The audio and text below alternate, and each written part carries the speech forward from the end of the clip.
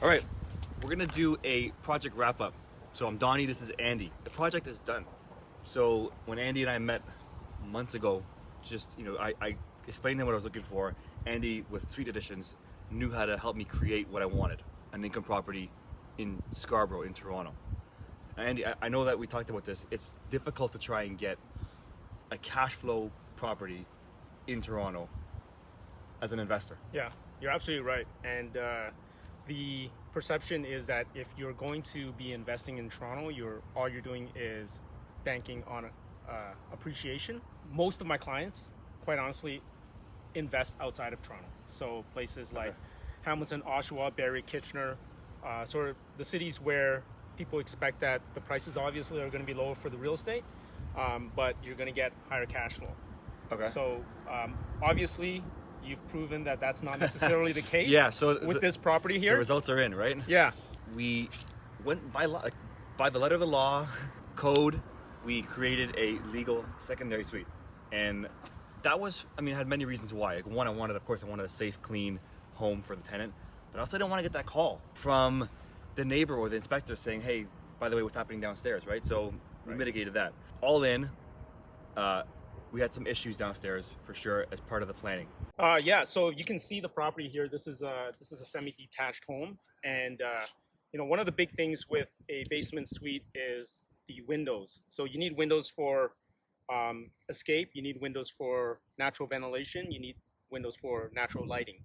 And because you have one wall that's a shared wall between these two properties, because it's a semi-detached home, automatically that eliminates a lot of opportunities for light to come in because of the windows, and just windows in general for the space. So that was a challenge here. The other thing is that you have this huge porch right in the front. This is is it a cantina or? It's not actually. Actually, so it's just a huge concrete structure here. So that eliminates 50% of the wall area. So we had to become creative in terms of creating extra windows on the side of the house and also at the rear.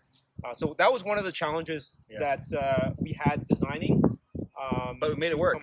You were able to find somebody. The beauty of all this is, there's some work involved, but it's all kind of possible. Like, we just bore a hole through the side of the house and created a new window.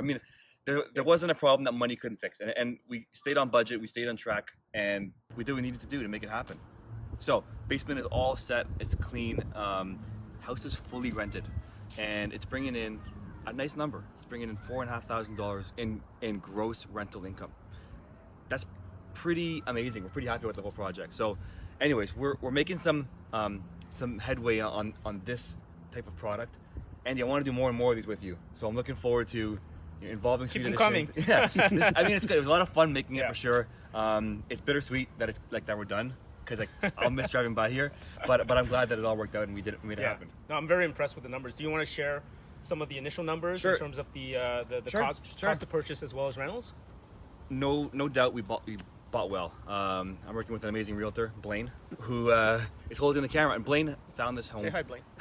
Hi. Blaine found this home. We got it for $575. We're talking about like dead of winter. It was cold. The house had been on the market for a while. It was stale. Nobody wanted it. Our offer worked.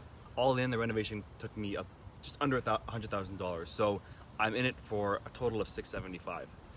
When I was finished, I had it appraised at $740.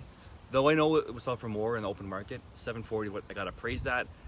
The lenders, the banks, are willing to offer me 80% of that number. So the banks are willing to offer me $592, which means that I'm in the house for a little under $100,000, and I am making $4,500 in gross rent. On a net level, I'm almost at $1,500 a month in net cash flow from a house in Toronto, which we didn't think was really possible.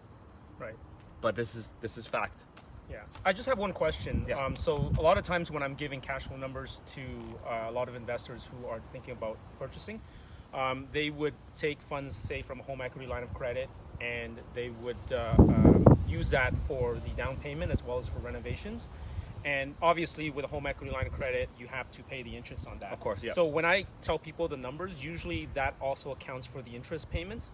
So I'm curious, mine the didn't, case? but we're talking about, it's really a few thousand. So my numbers that I gave you were all ballpark here with the 592, right.